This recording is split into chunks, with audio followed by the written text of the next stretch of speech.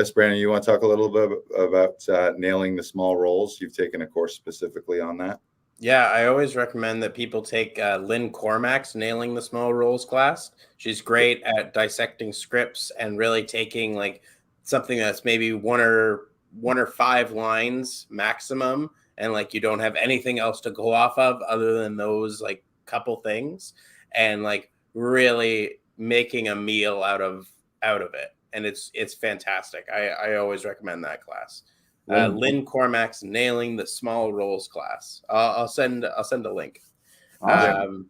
Yeah, and like I also find understanding story structure is incredibly important to really nailing an audition, and also nailing what it means to be a co-star and guest star, actor, principal role. And like, depending on what that is and where you are in the story, depending on how long the show or movie or what have you is, knowing that and where the climax is, where you're really just starting out, where you're introducing the problem, where the problem has escalated and it's about to ramp up and it's about to hit that climax, that can really inform how you do auditions. So if your audition does have a page number on it, mark that.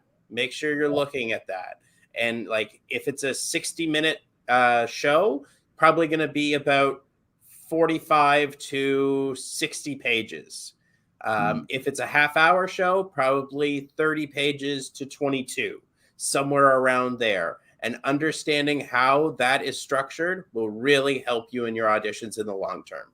Yeah, that's a great tip, Brandon, the pages. And looking at any scene, sometimes when you get 3 scenes, it's like, why are you getting 3 scenes? Because there's an arc in the character. You're talking to 3 different people at 3 different times in the story. So if you're not registering a change in those scenes, change in your relationship to that person, and change in you based on the progression of the story, that's a great note. And I think you mentioned, Brandon, it's knowing how your role serves the story in those small little parts. So like, what is this? Why am I here?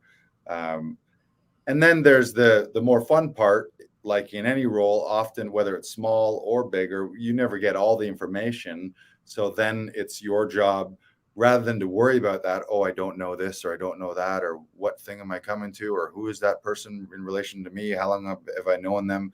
That's your job as a creator, to fill in those gaps and just to paint all that, color it all in however you want, and just make bold, strong choices about it, even if it's made up. And they might tell you, hey, that actually, that wasn't the deal, it was this, and you might get that later. But as long as you've chosen something strongly and made a bold choice, rather than just being wishy-washy. That's what some people do. They're like, I don't know. So they don't really make a choice, and then they don't have any strong opinion. They have no perspective. The scene ends up missing something because they haven't made it a choice. Mm-hmm.